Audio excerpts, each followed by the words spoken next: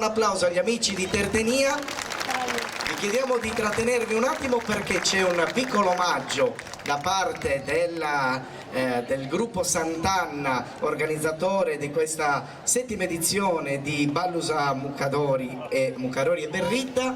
Per voi questo piccolo omaggio, noi dobbiamo fare un po' di applausi per essere tutti partecipi.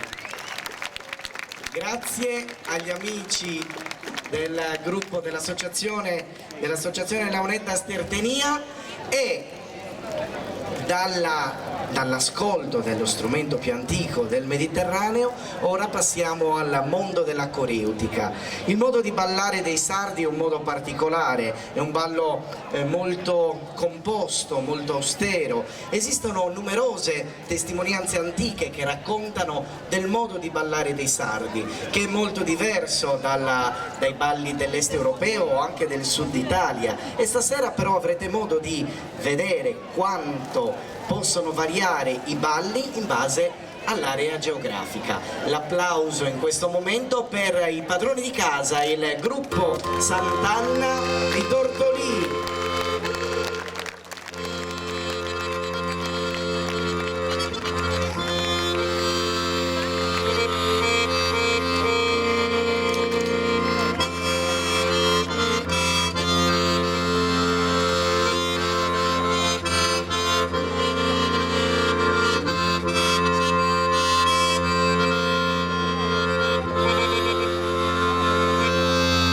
Strumento musicale che, come vedete, accompagna l'ingresso dei danzatori, è uno strumento non sardo perché la sua origine è un'origine italiana, è stato brevettato nelle Marche l'organetto diatonico nel 1863, ma a fine 800 arriva in Sardegna e diventa lo strumento più utilizzato nell'accompagnamento dei balli sardi, ma non solo il più utilizzato in passato, il più utilizzato anche attualmente da ragazzi giovanissimi. Allora l'applauso va a questo giovanissimo organettista Francesco Ru, 15 anni, sempre 15, no, qui ancora 15, e qua io ogni anno devo tenere il conto perché l'ho conosciuto che ne aveva 14, 15, ha detto quasi 16, diciamo ancora 15 per il momento.